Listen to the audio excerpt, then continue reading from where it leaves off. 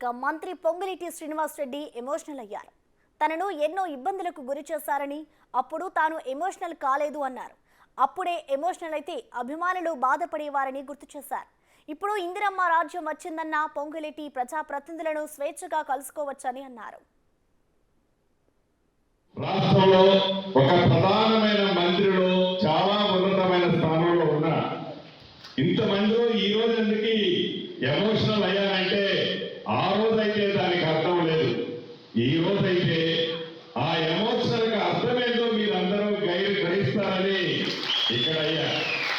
ఆ రోజు నేను బాధపడితే నా ఎమ్మటున్న లక్షలాది మంది అభిమానులు డిమోరల్ అవుతారు. అందుకే ఆ రోజు ఎప్పుడో కూడా నేను కన్ను ఇంత కూడా చెమ్మగిలలేదా. ఈరోజు ఇందాక అన్నట్లు ఇదే అధికారులు అనేక మంది నన్ను నమ్ముకున్న వాళ్ళని ఇబ్బంది పెట్టారు. అక్కడ దాకా ఎందుకు, ఇదే కిరణ్ తమ్ముడు సత్తుపల్లిలో మిత్రులతో ఏదో నిరుద్యోగ యువతతో ఒక మంచి మీటింగ్ పెడితే ఆ మీటింగ్ లో ఆనాడున్న అధికారులు వాళ్ళే ఇప్పుడున్నారు. తన మీద అనేకమైన కేసులు బుక్ చేశారు. అంటే బిక్కు అనుకుంటా నా ఎమ్మడి తిరిగే కార్యకర్తలు అభిమానులు కూడా ఆనాడు గడిపారు.